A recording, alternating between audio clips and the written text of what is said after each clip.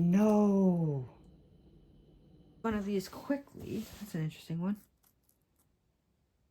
Huh.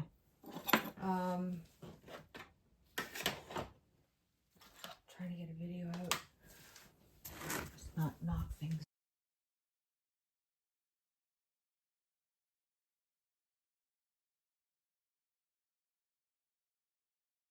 Let us cut.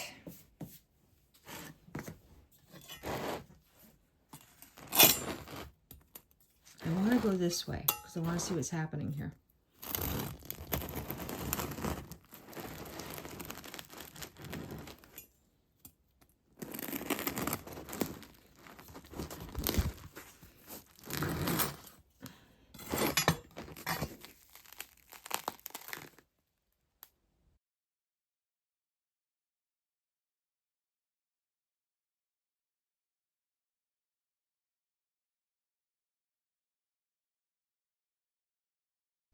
All right.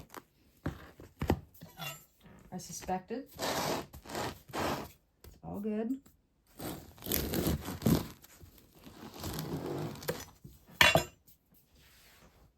This one's the mechanical one, right? Really?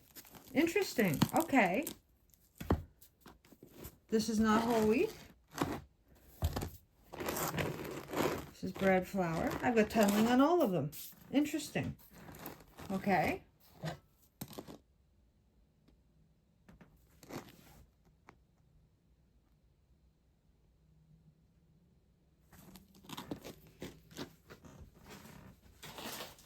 I could have swore these were overproofed. So, structural, I wonder?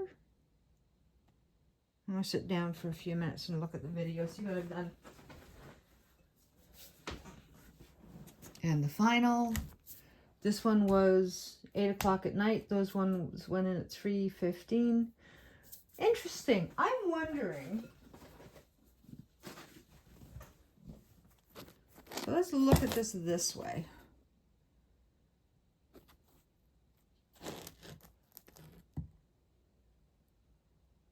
This is not underproofed. It can't possibly be underproofed.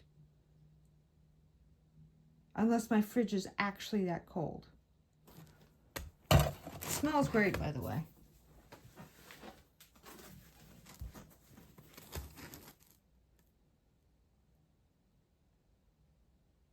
It's not a hydration problem.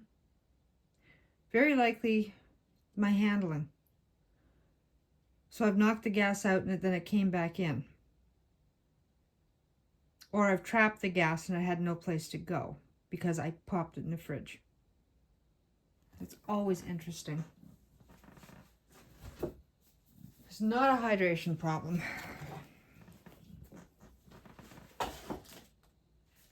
Yeah.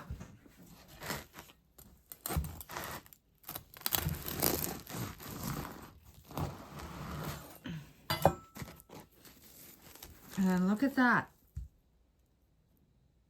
Insane, eh?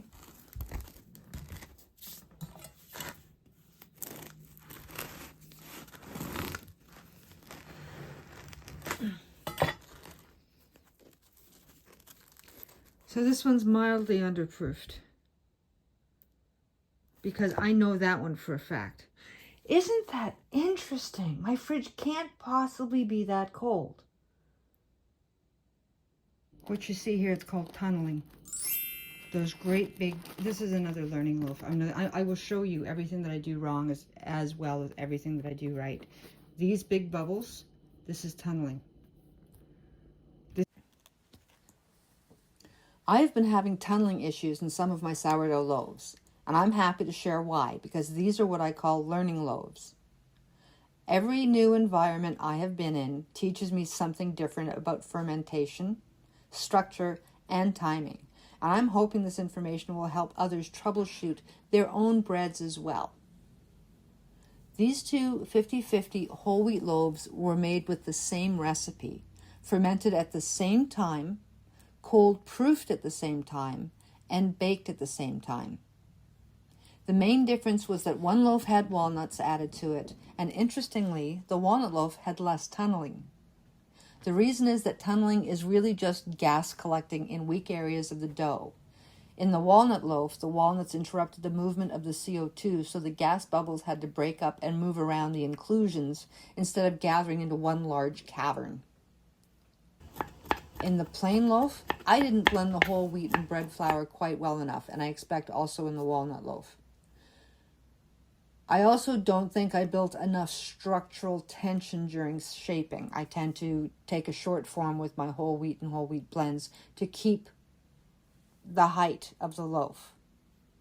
Now, these two things together, the imperfect blending and the lack of structural tension, so I didn't form it well enough, they encouraged larger gas pockets to form. Now, tunneling can happen for many reasons. Uneven temperature is one of them. If one side of your dough is warmer than the other, fermentation speeds up in certain areas and the gas gathers unevenly. This can happen in commercial bakeries with proofers, but it can also happen at home if your dough is near a stove or the dishwasher, a sunny window, or another heat source. It's always good practice to turn your bread every once in a while to encourage more even fermentation. Weak shaping tension is also a tunneling. It will create tunneling because the dough cannot hold the gas evenly throughout the loaf. The gas rises upwards, it gathers in weaker areas, and creates larger holes or these channels which go throughout the bread. That's why it's called tunneling. It's not just one little bubble or a whole bunch of bubbles that are uniform in size. It is a long channel. These channels move inside of the crumb. Flour blends matter too.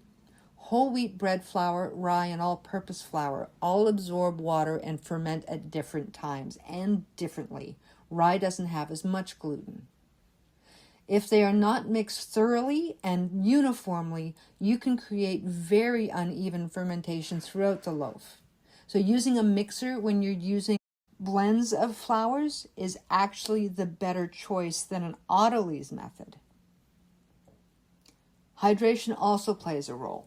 This I know for a fact because I underhydrated one of my recipes for a year when I transposed numbers, and I fixed it recently. It's on my blog. You can read about it. Dough that's too wet or too dry can encourage uneven gas movement and very weak structure. Too wet can create weak structure if you haven't taken the time to create the strength.